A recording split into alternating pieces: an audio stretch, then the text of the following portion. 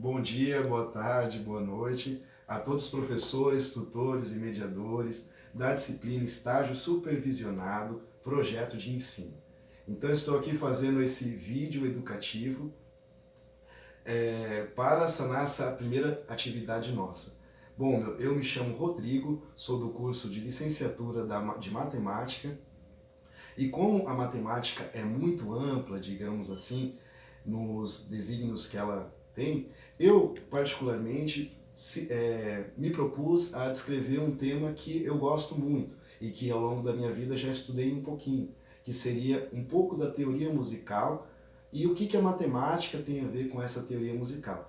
Porque, na verdade, as notas e as escalas, as harmonias, elas sempre seguem digamos, um padrão matemático para ela acontecer. Então, se a gente entende um pouco dessa questão matemática que existe dentro da música, a própria música se torna muito mais fácil para a gente poder executar um instrumento, por exemplo. Certo? Então, o início do nosso tema eu queria comentar com vocês o que a física nos traz, que seria o som. O som, dentro da física, ela é uma onda longitudinal, certo?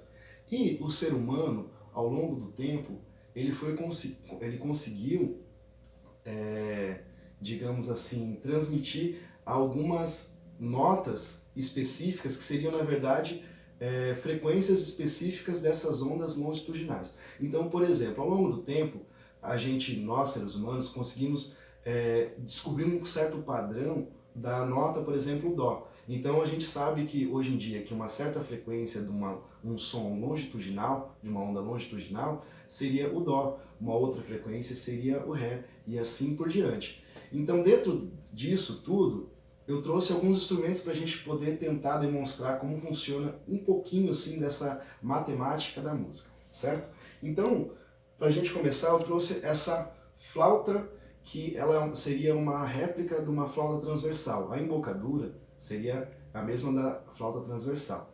Ela é uma flauta indiana chamada bansuri, e ela foi construída por um colega chileno que ele aprendeu com os pais dele a fabricar essas flautas. Então, o interessante é que a flauta também é um instrumento muito primitivo e que antigamente, nos primórdios da humanidade, ela era feita de ossos e também de troncos de árvores, né? Mas principalmente de ossos que se tem na história.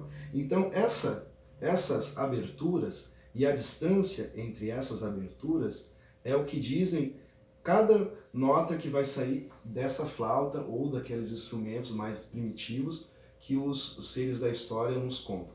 Então, em especial, essa flauta é afinada em Sol, dentro da afinação de Sol. Então, dentro da afinação de Sol, da escala de Sol, a gente vai ter o seguinte: ela seria o Sol, o Lá, o Si, o Dó, o Ré, o Mi, o Fá sustenido, que é da escala do Sol, e posteriormente a oitava nota do Sol, que seria o próprio Sol, só que mais agudo, assim. E o que vai mudar seria essa embocadura daqui. Então a gente tem uma flauta numa tonalidade em Sol maior, certo? E vou tentar mostrar mais ou menos para vocês como é que seria essa escala de Sol maior seguindo essa flauta.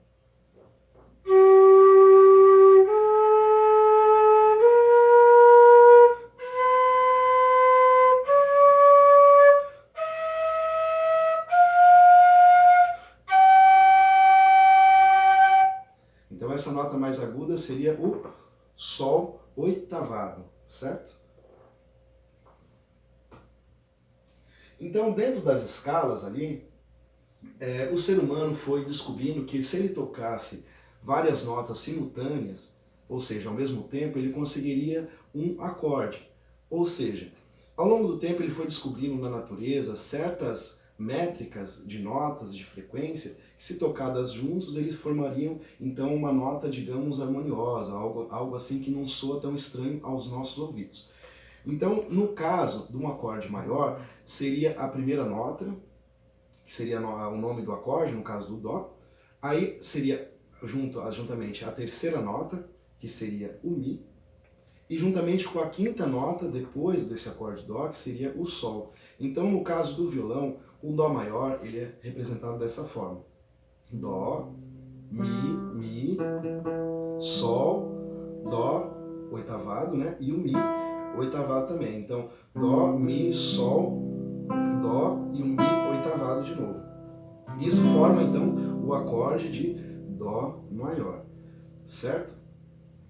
Então é isso, pessoal. Eu queria traduzir mais ou menos nesse vídeo educativo algo com relação à matemática da música e como a música ela é muito influenciada pelas questões, principalmente de métricas da matemática. E dentro dessa matemática a gente encontra certos padrões para a gente estabelecer as escalas e as harmonias que a gente vai utilizar numa música, certo?